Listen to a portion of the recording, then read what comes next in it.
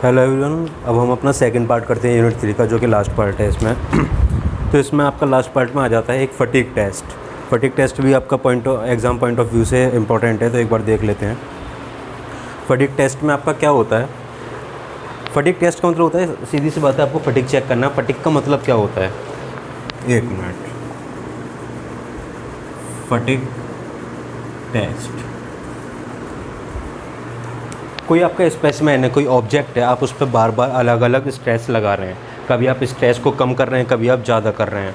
Means आप positive और negative stress लगा रहे हैं किसी ऑब्जेक्ट के ऊपर, तो उसमें क्रैक्स फाउंड हो जाते हैं। जो उसका ऑब्जेक्ट का सरफेस होता है उसमें आपके रिंकल्स प्रोड्यूस होते हैं सबसे पहले इन स्टार्टिंग। उसके बाद वो रिंकल्स आपके डार्क होते जाते हैं, देन वो क्रैक्स में कन्वर्ट हो जाते हैं। इट मीन्स जो आपका ऑब्जेक्ट होता है उसका जो सरफेस होता है उस पर आपके क्रैक्स आ जाते हैं। अब जब वो क्रैक्स पूरे ऑब्जेक्ट पे आ जाते हैं, पूरे सरफेस पे आ जाते हैं, तो एक पॉइंट ऐसा आता है जहाँ पर वो आपका ऑब्जेक्ट ब्रेक डाउन हो जाता है, मीन्स फ्रैक्चर हो जाता है। तो उसी फ्रैक्चर पॉइंट को मीन्स आपका वो जो ऑब्जेक्ट है कितने क्रैक्स झेल सकता है, कितना स्ट्रेस झेल सकता है, कितना फटीग हो सकता है, उसके लिए हम क्या यूज़ करते हैं? Fatigue test. फटीग टेस्ट में आपकी ये मशीन होती है एक, जिसमें कि आपके यहाँ पे मोटर लगी हुई होती है। मोटर क्या करती है? ये रिवॉल्यूशंस प्रोड्यूस करवाती है। यहाँ पे आपका बीच में स्पेसिमेन है, ये बीच में ये दोनों जॉज हैं, मीन्स एक तरीके से सपोर्ट के लिए, ठीक है। ये आपकी बॉल बियरिंग्स हैं, जिसकी वजह से ये जो मोटर है, ये जो स्क्रू है, ये जो लाइन है, ये जो रॉड है, ये रोटेट करती है और स्पेसिमेन को रोटेट कराती है। बीच में ये काउंटर लगा हुआ है। काउंटर क्या नोटिस करता है? काउंटर आपके काउंट करता है कितने रिवॉल्यूशंस हो गए, ठीक है, क्या स्पीड चल रही है, क्या स्पीड किसकी चल रही है? इस रॉड के घूमने की। मीन्स ये रॉड घूमेगी और आपका फिर स्पेसिमेन भी घूमेगा, स्पेसिमेन घूमेगा। अब क्या कहते हैं, जैसे जैसे इसके रिवॉल्यूशंस ज़्यादा होते जाएंगे, मीन्स स्पीड इसकी हाई होती जाएगी, इस पर स्ट्रेस भी ज़्यादा होता जाएगा, पहली चीज़। दूसरी चीज़, ये इधर से स्ट्रेस प्रोड्यूस कर रहा है, ये इधर से स्ट्रेस प्रोड्यूस कर रहा है। एक तरीके से आप कह सकते हो किसी भी चीज़ को दबा रहे हैं, रिवॉल्व भी कर रहे हैं और दबा भी रहे हैं, ठीक है ना। इसका मतलब यहाँ पे जो स्ट्रेस है वो आपका वेरिएबल है, कांस्टेंट नहीं है। स्ट्रेस आपका चेंज हो रहा है, स्ट्रेस चेंज हो रहा है तो क्रैक फॉर्म होंगे, क्रैक फॉर्म होंगे तो इसमें आपका फटीग आएगा। तो फटीग आपका क्या होता है? जब आपका क्रैक हो रहा है, इसके बाद आपका क्या होगा? सीधे फ्रैक्चर हो जाएगा। तो फ्रैक्चर से जस्ट वो पॉइंट या फिर क्रैक का वो लास्ट पॉइंट और फ्रैक्चर से जस्ट पहले वाला पॉइंट, वो हमको फाइंड करना है कि ये कितना स्ट्रेस झेल सकता है, ठीक है ना। अगर हम इसमें देखें आपका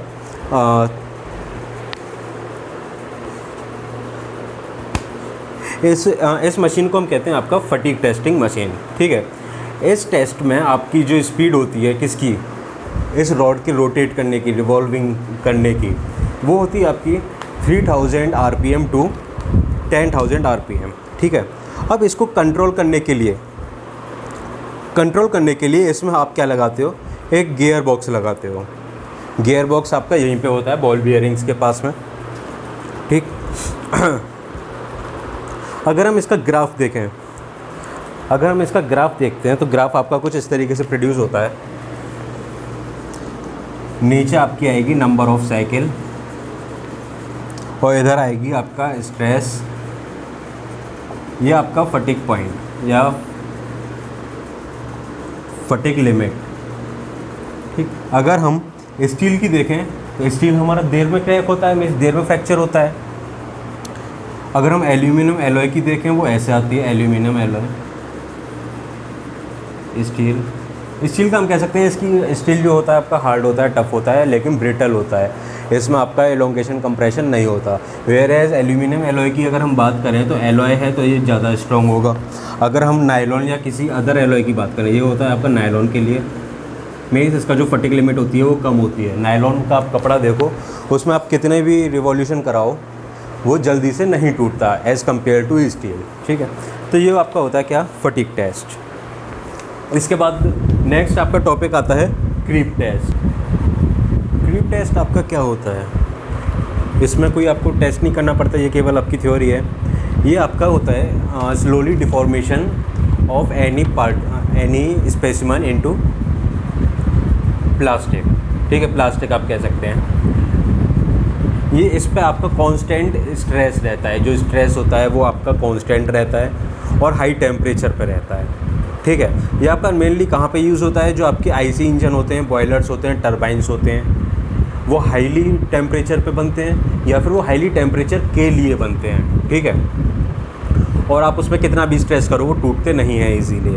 the creep at low temperature is known as low temperature creep. जो आपका लो टेम्परेचर क्रीप होता है या लो टेम्परेचर पे जो आपका क्रीप होता है उसे हम कहते हैं लो टेम्परेचर क्रीप। अच्छा, ये आपका कहाँ पे यूज़ होता है, जो आपके रूफिंग ग्लास होते हैं। रूफिंग ग्लास मीन्स जो आपके घर के बाहर जो रूफ़ लगी हुई होती है या जो आपके शीशे होते हैं, ग्लास होते हैं, उसमें यूज़ होता है। अब जो क्रीप आपके हाई टेम्परेचर पे होती है उसे हम हाई टेम्परेचर क्रीप कहते हैं। ये जो क्रीप होती है किस किस पे डिपेंड करती है, मेटल मीन्स उसकी कंपोजिशन क्या है, स्ट्रेस क्या है, आप उस पर कितना स्ट्रेस दे रहे हो, टेम्परेचर लो है या हाई है, ठीक है। अगर हम देखें तो ये जो आपका ग्राफ है इसमें आपके पास 3 क्रीप आ रही हैं। सबसे पहली क्रीप यहाँ तक है, इसे आप कहते हो प्राइमरी क्रीप। ये होती है आपकी सेकेंडरी एंड ये होती है आपकी टर्शियरी। अब एक बार देख लेते हैं जो आपकी प्राइमरी स्टेज होती है ये क्या रिप्रेजेंट करती है।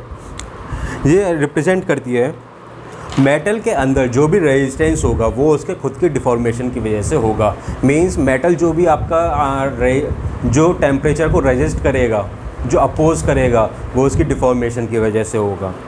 सेकेंडरी स्टेज आपकी क्या कहती है, it indicates the period of extension during which the creep occurs at minimum creep rate. Means जो टेम्परेचर होता है उसका जो एक्सटेंशन होता है, मींस कितनी देर तक उस टेम्परेचर को झेल सकती है, उसकी वजह से क्या प्रोड्यूस होता है, इसमें मिनिमम क्रीप रेट प्रोड्यूस होता है। नेक्स्ट अगर हम टर्शियरी की बात करें, in this stage strain rate escalates due to which fracture takes place, creep is considered to be neck. Means इसमें आपका नेक फॉर्मेशन होता है, जो हमने सबसे पहले टेंसाइल टेस्ट में पढ़ा था। नेक फॉर्मेशन होता है ना, इलास्टिसिटी के बाद, यील्डिंग के बाद, उसके बाद आपका क्या होता है, नेक फॉर्मेशन होता है, उसके बाद फ्रैक्चर। तो नेक फॉर्मेशन जो होता है उसको हम टर्शियरी कहते हैं। अगर हम फैक्टर्स की बात करें कि किस किस फैक्टर पे डिपेंड कर दीजिए, मैंने आपको बता ही दिया है, लोड पे, टेम्परेचर पे, मींस कितना इस पर स्ट्रेस है, क्या टेम्परेचर है, क्या कंपोजिशन है, आयरन है या फिर रबड़ है, ठीक है, जो भी हो। नेक्स्ट इसके बाद बहुत इंपॉर्टेंट टॉपिक है, दैट इज़ ग्रिफ्थ क्राइटेरियन। अब ग्रिफ्थ क्राइटेरियन क्या कहता है, ये बहुत इंपॉर्टेंट है इस पूरे चैप्टर में। ग्रिफ्थ क्राइटेरियन क्या कहता है, अगर आप किसी स्पेसिमेन पे स्ट्रेस फाइंड आउट कर रहे हो या उसकी हार्डनेस फाइंड आउट कर रहे हो, टफनेस फाइंड आउट कर रहे हो, मैक्सिमम स्ट्रेस फाइंड आउट कर रहे हो, और मान लो उस स्पेसिमेन में क्रैक हो, तो जाहिर सी बात है ये आपका जल्दी ब्रेक डाउन हो जाएगा और इसका स्ट्रेस लिमिट भी कम आएगी, इसकी हार्डनेस भी कम आएगी, इसकी टफनेस भी कम आएगी। तो ग्रिफ्थ ने क्या कहा था, ग्रिफ्थ थ्योरी थी, उसमें आपका क्या कहा गया था, जो आपका स्ट्रेस है वो इस चीज़ पर डिपेंड नहीं करना चाहिए। वो किस चीज़ पे डिपेंड करना चाहिए, वो एनर्जी पे डिपेंड करना चाहिए। According to Griffith criterion, it is not predict by considering the stresses that act to break. Means उस स्ट्रेस पे डिपेंड ना करे कि ये टूट गया, ठीक है, किस पे कंसिडर करना चाहिए, energy changes associated by fracture. कितनी एनर्जी एसोसिएट हुई इस फ्रैक्चर को बनने के लिए और इसको तोड़ने के लिए। फॉर एग्ज़ाम्पल, कोई आपके पास पुरानी एक स्टील रॉड है, उसमें एक छोटा सा क्रैक है, आप जानना चाहते हो कितनी स्ट्रॉन्ग है, आपने उसको बेंड किया, वो मुड़ गई तुरंत और टूट गई, ठीक है। आप कहोगे वो हार्ड नहीं थी, लेकिन अगर हम बात करें उसके पास्ट की, वो कितनी हार्ड थी, अगर उसमें क्रैक नहीं होता तो वो कितनी हार्ड थी, आप उसको मोड़ भी नहीं पाते, बेंड भी नहीं कर पाते। सेम थिंग इसने ग्रिफ्थ क्राइटेरियन ने कही थी, अगर आपका किसी भी स्पेसिमेन में क्रैक है तो वो स्ट्रेस के ऊपर डिपेंड नहीं करता, जो उस पर स्ट्रेस प्रोड्यूस हो रहा है उस पर डिपेंड नहीं करता, वो डिपेंड करता है उस क्रैक को बनाने में या उस फ्रैक्चर को करने के लिए कितनी एनर्जी एसोसिएट हुई, ठीक है, उसके कितनी एनर्जी एसोसिएट हुई इस क्रैक को करने में, पहली चीज़। दूसरा, इसके बाद जब ये फ्रैक्चर हुआ, ये स्पेसिमेन जब टूट गया तो उसमें कितनी एनर्जी प्रोड्यूस हुई, तो इन दोनों एनर्जी के सम को आप इसका क्या कहोगे, टफनेस या हार्डनेस।